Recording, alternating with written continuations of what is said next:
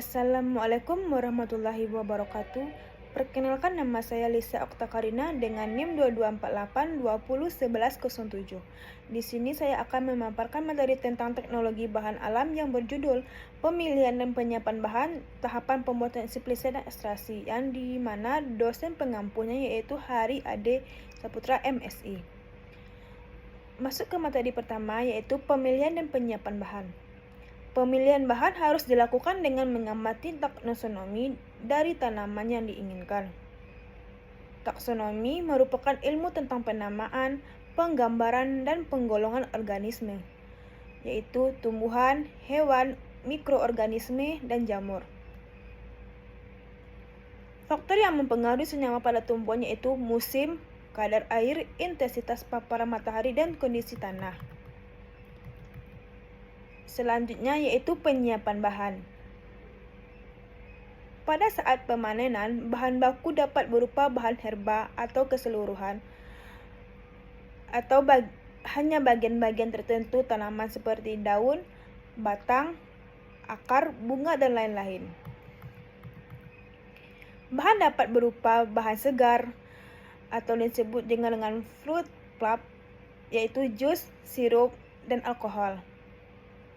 Selanjutnya simplicia yang disebut juga dengan infusa, maserasi, rebusa, tiktur, ekstrak, minyak atsiri.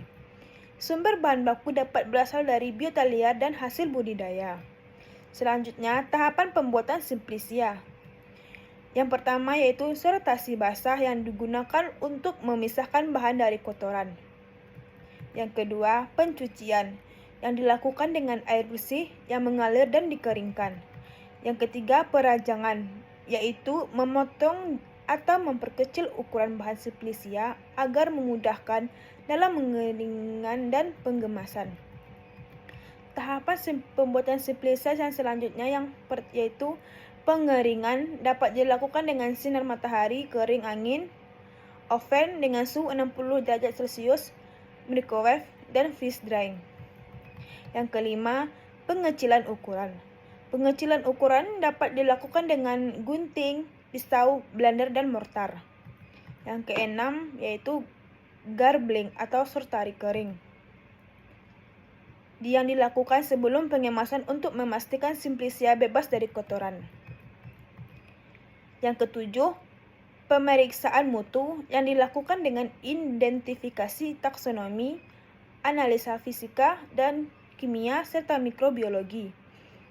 Analisis yang dilakukan yang pertama yaitu analisis impurities organik dan anorganik. Yang kedua, kadar air. Yang ketiga, kadar abu. Keempat, susut pengeringan. Yang kelima, kadar serat. Dan yang terakhir yaitu cemaran mikroba. Yang kedelapan yaitu pengemasan atau packaging.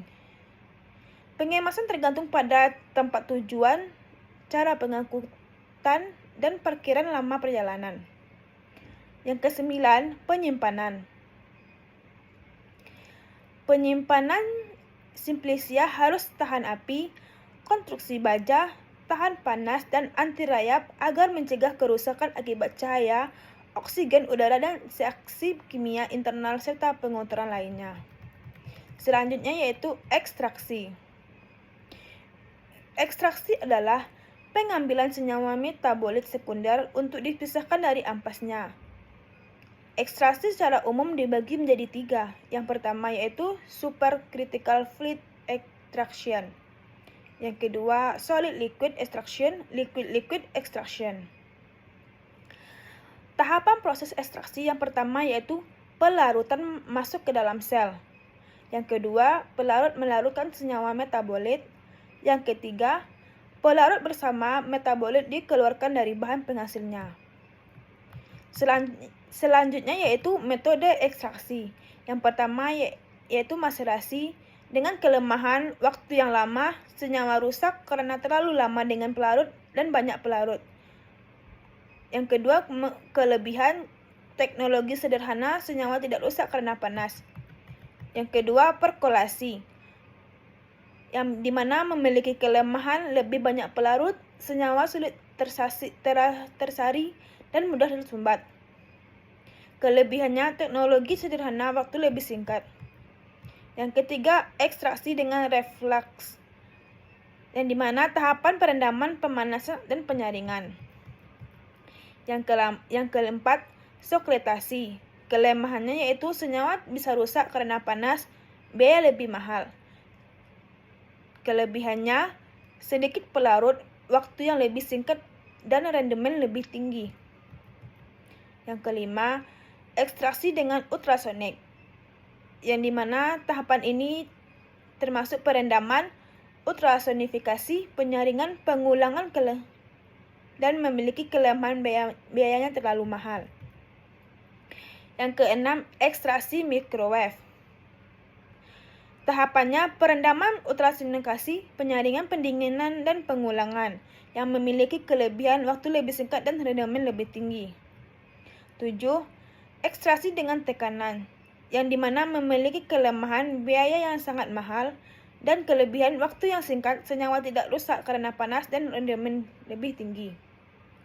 Contoh pelarut yang dapat digunakan yaitu N-heksan, N-butanol, etanol, kloroform, dan etil asetat serta aquades. Baiklah, sekian presentasi dari saya. Jika ada yang salah mohon dimaafkan. Assalamualaikum warahmatullahi wabarakatuh.